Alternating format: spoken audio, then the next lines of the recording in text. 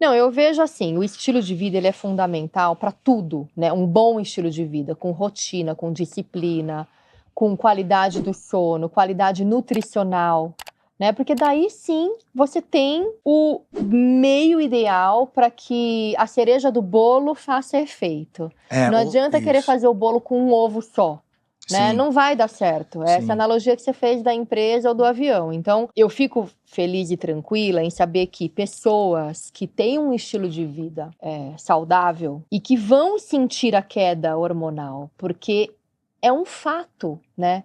Eu tô falando de pessoas, tô me dando como exemplo de várias mentoradas minhas que têm um estilo de vida bacana, ideal, mas que sentem os efeitos da perimenopausa ou menopausa, mesmo com estilo de vida bacana. Então, assim, Eu acho que... aí entra o hormônio pra Quero só dar fazer um um help. adendo aí sobre o sono, tá? Porque eu vejo que a nossa espécie, ela foi subestimando o sono ao longo dos anos. Sabe aquela história que ficou muito famosa, assim?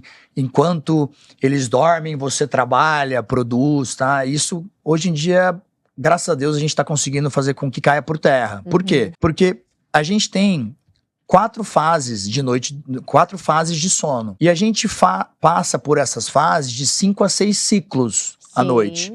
E cada ciclo dura, em média, mais ou menos 1h15. Só que o 5º e 6º ciclo de noite de sono é onde a gente consegue 70% do reparo físico e mental, tá?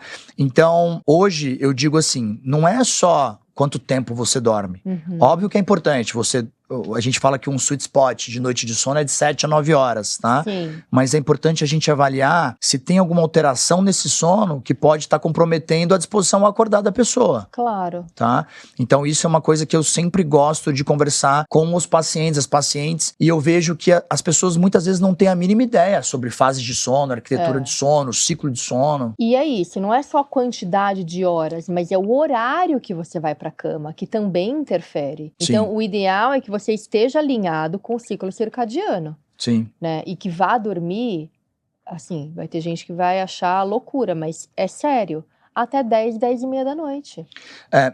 Existe uma predisposição genética que o brasileiro tem muito, eu analiso muito testes genéticos, que é alteração em polimorfismos, que são como se fossem mutações no gene clock, clock de relógio, tá?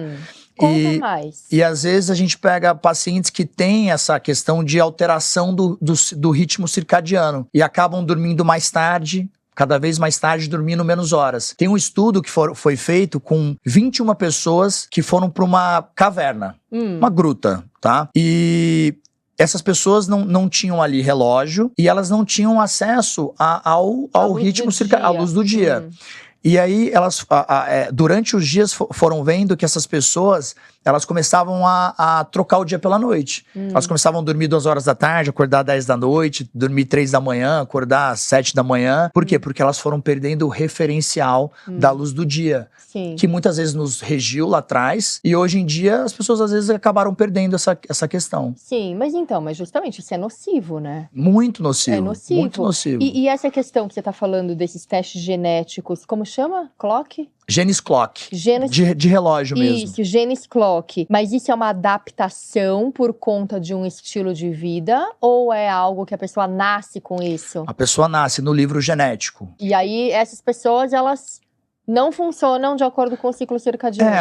Elas tendem a não funcionar tão bem no ciclo circadiano ideal. Mas ainda assim são exceções. São exceções, tá? Não é a maioria das pessoas, é uma exceção. Mas a gente consegue analisar isso também, tá? Mas veja, eu sempre falo, tá? A predisposição genética, gente, ela é uma arma apontada para sua cabeça. Mas quem vai decidir se vai disparar o gatilho é sempre o estilo de vida. Pronto, tá? É isso. Você pluga ou despluga nos genes de acordo com o seu estilo de vida. Sim, total.